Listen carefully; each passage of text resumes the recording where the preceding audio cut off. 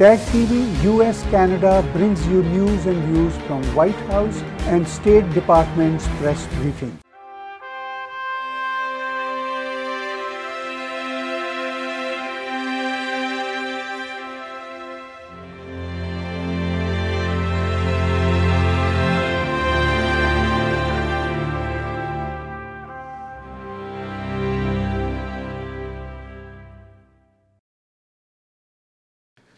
Today, President Bush becomes the 32nd American to lie in state in the United States Capitol Rotunda. Soon, Americans from every corner of the country and every walk of life will make their way to this rotunda to pay the respects of a grateful nation. Upon the death of Abner, it is written that King David said, "Do you not realize that a commander and a great man has fallen in Israel this day?" George Herbert Walker Bush was such a man. While he was known as the quiet man, it was not for lack of nerve or daring, for in all of his 94 years, President Bush never lost his love of adventure, and he never failed to answer the call to serve his country. Born into a tradition of public service, George Herbert Walker Bush began his own life of service when he was still in high school. After the Japanese attacked Pearl Harbor in December of 1941, he wanted to do his part, so he enlisted in the United States Navy on his 18th birthday. On receiving his wings, he became the nation's youngest naval aviator and was sent to the South Pacific, where his story almost ended.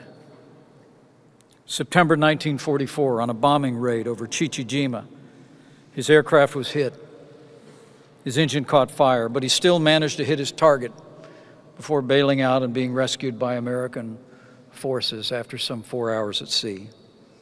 All told, he flew 58 combat missions, and for his bravery under fire, he earned the Distinguished Flying Cross, which would have been enough honor for any American life.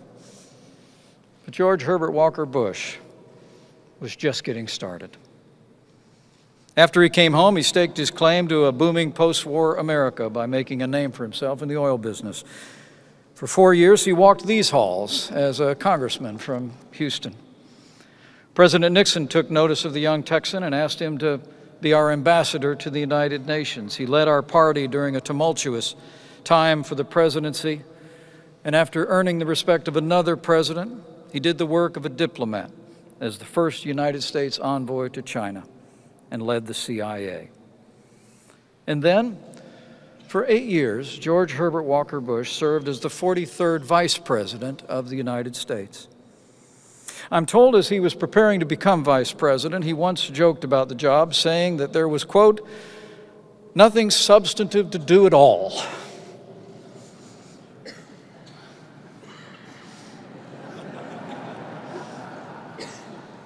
But as history records, during those years, he set the standard as a sound counselor and loyal advisor to an outsider who came to Washington, D.C. to shake things up, cut taxes, rebuild the military, and together they did just that. And then, in 1988, he made history again, when George Herbert Walker Bush was elected in a landslide as the 41st President of the United States of America, becoming the first sitting Vice President to win the presidency in more than 150 years of our history. He served during an uncertain time in the world, made momentous by his leadership. President Bush oversaw the fall of the Soviet Union, the crumbling of the Berlin Wall, and under his leadership, America won the Cold War. He took our nation to war to repel aggression in the Persian Gulf, and through his leadership as Commander-in-Chief and the brilliance of our armed forces, the United States won a decisive victory. When President George Herbert Walker Bush left office, he left America and the world more peaceful, prosperous, and secure. President Bush was a great leader who made a great difference in the life of this nation. But he was also just a good man who was devoted to his wife, his family, and his friends. I was lucky enough to meet him in 1988 when he was vice president, and I was a 29-year-old just getting started in politics. Then, as always, I was struck by his approachability. There was a kindness about the man that was evident to everyone who ever met him. All his years in public service were characterized by kindness, modesty, and patriotism. He was so modest, in fact, that he never wrote an autobiography. But he did leave a record of his life in the thousands of letters that he wrote. I'm told that he started writing letters to his parents when he was 18 years old. And over time, his circle of correspondence grew to include family, friends, advisors, staff, business associates, former presidents, and just about anyone who would take the trouble to write to him. After a lifetime of writing letters,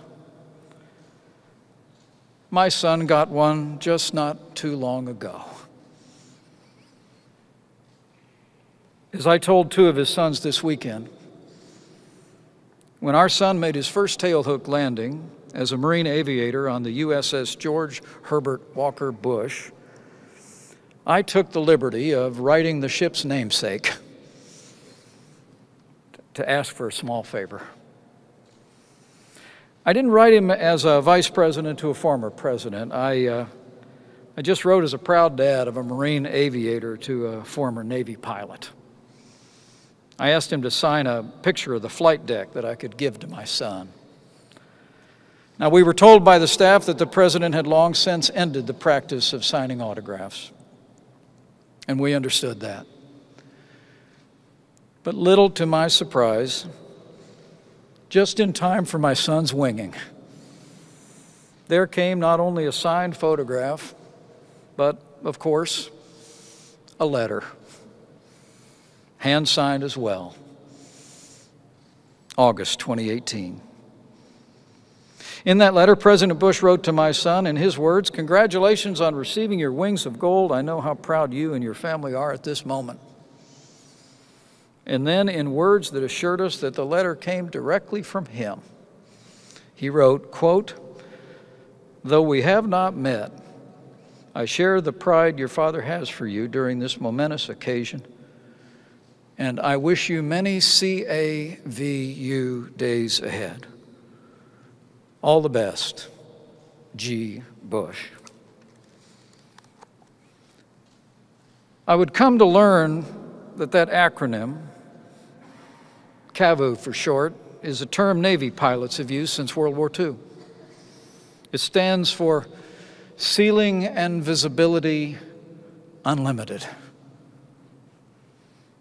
President Bush described CAVU, in his words, as the kind of weather we Navy pilots wanted when we were to fly off our carrier in the Pacific. And he once wrote a letter to his children saying that CAVU, in his words, describes my own life as it's been over the years and as it is right now. Ceiling and visibility unlimited.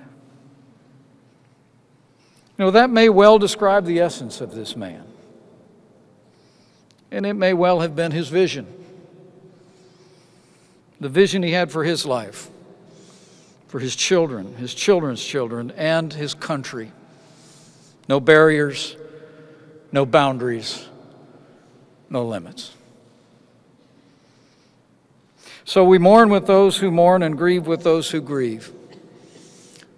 But we do not grieve like those who have no hope. For President George Herbert Walker Bush had that hope. His faith sustained him throughout his life of service, and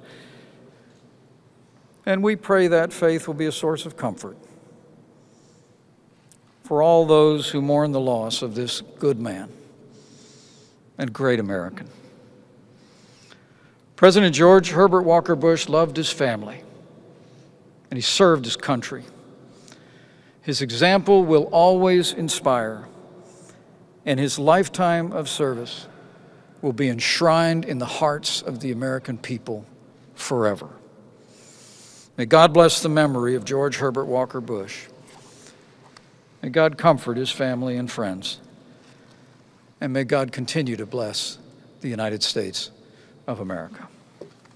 TAG TV US Canada brings you news and views from White House and State Department's press briefing.